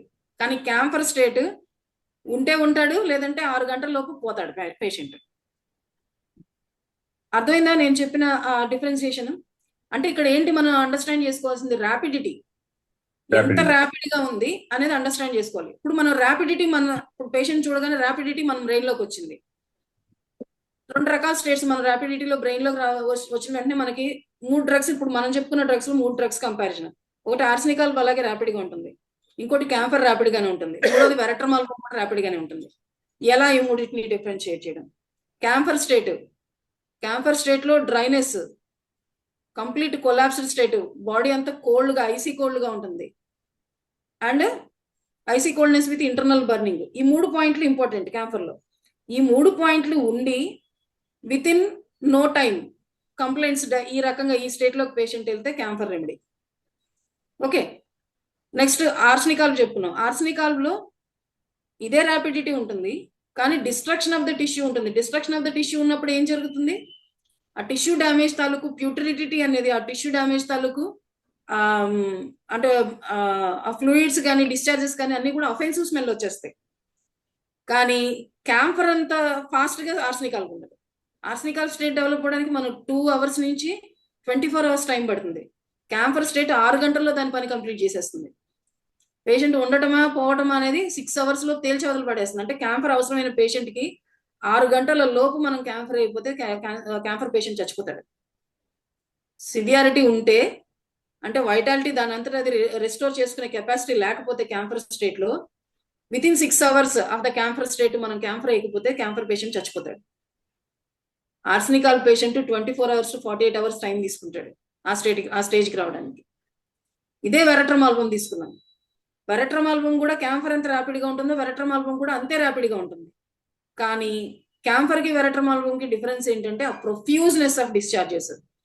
వామిటింగ్ అయితే పెద్ద వామిటింగ్ అవుతుంది, మోషన్ అయితే పెద్ద మోషన్ అవుతుంది.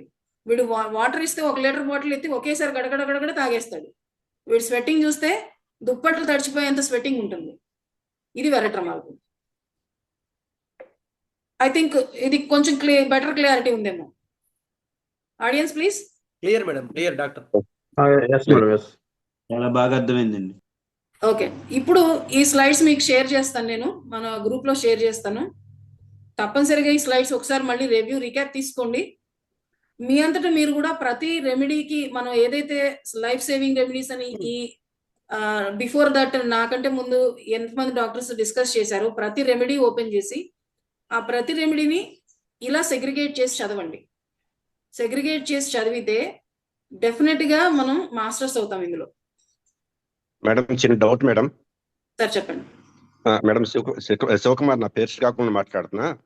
మేడం అంటే ఒక ఆమె హస్బెండ్ చనిపోయారు, అంటే కొంచెం ఇల్లు హెల్త్ నుండి చనిపోయారు. చనిపోయిన తర్వాత విపరీతంగా ఏడుస్తుంది, కళ్ళ నీళ్ళు విపరీతంగా వచ్చేస్తున్నాయి, మధ్య మధ్యలో అన్కాన్షియస్ అయిపోతుంది, మళ్ళీ లేస్తుంది.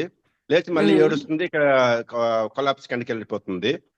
అలాంటి ఉమ్. కండిషన్ లో అది మెంటల్ షాక్ తీసుకోవాలా, మనం ఓన్లీ ఇప్పుడు మనం దీనికి ఇప్పుడు అంటే వీపింగ్ వలన దే ఫ్లూయిడ్స్ పోయిన తీసుకోవాలి మేడం? ఆ, చూడండి సార్, ఇది వెరీ వెరీ చాలా best beautiful question sir. So ఈవిడ కాన్షియస్ లోకి వస్తుంది, కొలాప్స్ అయిపోతుంది, మళ్ళీ కాన్షియస్ లోకి వస్తుంది, మళ్ళీ కొలాప్స్ అయిపోతుంది. ఇది కానీ ఒకవేళ సర్క్యులేటరీ కొలాప్స్ అయితే, అంటే ఫ్లూయిడ్ లాస్ మూలంగా వచ్చే కొలాప్స్ అయితే, మళ్ళీ మనం ఫ్లూయిడ్ రీప్లేస్ చేస్తే తప్ప పేషెంట్ కాన్షియస్ లోకి రారండి. ఇది ఒక రకమైన న్యూరలాజికల్ షాక్ పేషెంట్ కి, అంటే ఒక బ్రెయిన్ కి సంబంధించిన షాక్ ఇది. ఈ బ్రెయిన్ కి సంబంధించిన షాక్ లో ఏమవుతుందంటే patient conscious orientation shut down అవుతుంది, మళ్ళీ రీక్యాప్ అవుతుంది, షట్ డౌన్ అవుతుంది, రీక్యాప్ అవుతుంది. సో ఈ షట్ డౌన్ అండ్ రీక్యాప్ అనేది ఏ మందులో ఉంటుంది అనేది ఒకసారి చూడండి మీరు. మేబీ అంటే if I'm not wrong, patient circumstances నాకు పూర్తిగా తెలియదు కాబట్టి నేను కరెక్ట్ రెమెడీ చెప్పలేను, but kind of nux moschata like remedies అవుతాయండి ఇవి. అంటే ఆ టైంలో నేను ఏంటంటే ఆ ఇగ్నిషన్ ఇచ్చాను షాక్ మేడం, ని ఆ షాక్ ని ఇగ్నిషన్ ఇచ్చాను. చూడండి అక్కడ చిన్న చిన్న అదే, అంటే నేను పేషెంట్ ఇదేంటి అనేది నాకు ఓకే మేడం, నేను థ్యాంక్ యూ డైరెక్ట్ గా మేడం, చూడలేదు కాబట్టి చెప్పలేను, but kind of nux moschata rather than ignatia, nux moschata లాంటివి బెటర్ గా ఉపయోగపడతాయి ఈ స్టేట్ లో. Thank you madam, thank you. నమస్తే నమస్తే. ఇంకా ఎవరికైనా ఏమైనా డౌట్స్ ఉంటే ఫేవర్స్ ఒక్కసారి మళ్ళీ కొంచెం అలా చెప్పండి మేడం. ఫీవర్స్ నెక్స్ట్ నెక్స్ట్ దానిలో చెప్తానండి. ఫీవర్స్ నెక్స్ట్ డిస్కస్ చేద్దాం, కంప్లీట్ గా టాపిక్ నెక్స్ట్ వెళ్దాం. ఎందుకంటే ఆ ఫీవర్స్ లో టైఫాయిడ్ స్టేట్స్, మలేరియల్ స్టేట్స్, ఏ కండిషన్స్ లో మనకి ఏ రెమెడీస్, ఒకవేళ మనం అనుకున్న రెమెడీ పని చేయకపోతే అక్కడ ఏ రెమెడీ గురించి ఆలోచించాలి, ఇట్లాంటివన్నీ నెక్స్ట్ స్లైడ్స్ లో ఉన్నాయి. అది మళ్ళీ ఇంకో సెషన్ లో తీసుకుందాం. ఎందుకంటే చంద్రమోహన్ గారు చెప్పినట్టు ఇప్పుడు నేను స్టార్ట్ చేస్తే మళ్ళీ అది కంప్లీట్ చేయలేను ఇప్పుడున్న టైంకి, మనకున్న టైంకి. సో నెక్స్ట్ ఇంకొక రోజు అవకాశం దొరికితే తప్పకుండా మీతో షేర్ చేసుకుంటాను ఇది. డాక్టర్ గారు మీరు ఇప్పుడు చెప్పిన సెగ్రిగేషన్స్ స్టెప్స్ ఒకసారి చెప్తారా? ఒకటి ప్యాథలాజికల్ కండిషన్స్ ఒకటి తీసుకోమన్నారు, ఎయిల్మెంట్ ఫ్రమ్ ఆర్ కాజేషన్ ఒకటి తీసుకోమన్నారు. ఈ రెండింటితో పాటు మెటీరియల్ మెడికల్లో మనకి ఈ సిమ్టమ్స్ లో సిమిలారిటీస్ ఉన్నాయి, సెపరేట్ చేసుకోమంటారండి? ఈ 3 స్టెప్స్ చూడమంటారా? అంటే ప్రతి రెమెడీ యొక్క టాక్సికలాజికల్, అంటే దాని టాక్సికలాజికల్ ఎఫెక్ట్ ఏముంది అనేది తీసుకోండి ఫస్ట్. ఇది జనరల్, ఇది మన మెటీరియల్ మెడికల్ సంబంధం లేని విషయం సార్, అర్థమవుతుందా? ప్రతి మందుకి ఈ మందు యొక్క టాక్సికలాజికల్ ఎఫెక్ట్ ఏంటి అని ఇంటర్నెట్ లో కొడితే మీకు కొన్ని సిమ్టమ్స్ ఇస్తుంది, టాక్సికలాజికల్ ఎఫెక్ట్స్ అని. ఓకే అండి. దానికి మన మెటీరియల్ మెడికల్ సిమ్టమ్స్ ఏం మ్యాచ్ అవుతున్నాయో చూసుకోండి. ఓకే అండి. ఈ మెటీరియల్ మెడికల్ సిమ్టమ్స్, ఈ టాక్సికలాజికల్ సిమ్టమ్స్, ఈ రెండింటి కాంబినేషన్ తో ఎలాంటి డిసీజ్ కండిషన్స్ మ్యాచ్ అవుతాయో చూసుకోండి. ఓకే అండి. సో ఏ డిసీజ్ కండిషన్ లో ఇది మ్యాచ్ అవుతుంది అనేది, ఈ సిమ్టమ్స్ ఉంటాయి అనేది మనకి తెలిస్తే ఈ ట్రయాంగిల్ మనకి మెడిసిన్ సెలక్షన్ కి యాప్ట్ గా ఉంటుంది. ఓకేనండి. మీరు ఒక్కసారి స్లైడ్స్ చూడండి సార్, నేను పంపించినవి. అది చూసిన తర్వాత కూడా మీకు ఇంకా డౌట్ ఉంటే నేను నెక్స్ట్ సెషన్ లో మీకు క్లారిఫై చేస్తాను. Okay sir. వాస్తవం అండి, నాకు ఈ అవకాశం ఇచ్చిన మీ అందరికి thank you so much. Chandramohan గారికి నమస్కారం మేడం, చాలా రిస్క్ తీసుకొని బాగా చెప్పారు. మేడం. థ్యాంక్ యూ అండి. Thank you Vasudeva. Thank you doctor గారు. వాసుదేవ చంద్రమోహన్ గారు థ్యాంక్ యూ, చాలా బాగా చెప్పారు డాక్టర్ గారు, చాలా ఎందుకంటే మీరు చెప్పిన క్లాస్లో మాకు ఐ ఓపెనర్ ఏంటంటే అందరికీ చెమటలు ఉంటాయి, అందరికి కొలాప్స్ కండిషన్స్ ఉంటాయి, హౌ టు డిఫరెన్షియేట్ అనేది చాలా క్లియర్గా ఉంది, ఐ ఓపెనర్గా ఉంది. చాలా సంతోషం. Good, thank you. వాసుదేవ్ అండి. Vasudev, thank you. వాసుదేవ్ అండి. గొప్ప అథారిటీతో చెప్పారు మేడం, థ్యాంక్ యూ, చాలా బాగా చెప్పారు, మంచి విషయాలు. థ్యాంక్ యూ మేడం, నమస్తే. మాస్టర్ గారికి ఎందుకంటే చాలా అద్భుతంగా అన్ని క్లాసులు అరేంజ్ చేస్తున్నారు, గొప్ప గొప్ప వ్యక్తుల్ని పరిచయం చేస్తున్నారు, మీ అందరి జ్ఞానం మాకు అందిస్తున్నారమ్మా, మీకు నమస్కారం. ఇదంతా మాస్టర్ గారు మాకు ఇచ్చిన వరం అండి. ఆయన దగ్గర కూర్చుని పక్కన కూర్చుని నేర్చుకునే అదృష్టాన్ని మాకు ఇచ్చారు మాస్టర్. సో కేవలం అదే మమ్మల్ని ఈ రోజు ఇలా నిలబెట్టింది. సో ఇదంతా మాస్టర్ గారు దర్శిస్తున్నాం తల్లి. వాసుదేవ. స్వస్తి ప్రజాభ్యः పరిపాలయంతాం న్యాయేన మార్గేణ మహిం మహేషా గోబ్రాహ్మణేభ్యः శుభమస్తు నిత్యం లోకాః సమస్తాః సుఖినో భవంతు.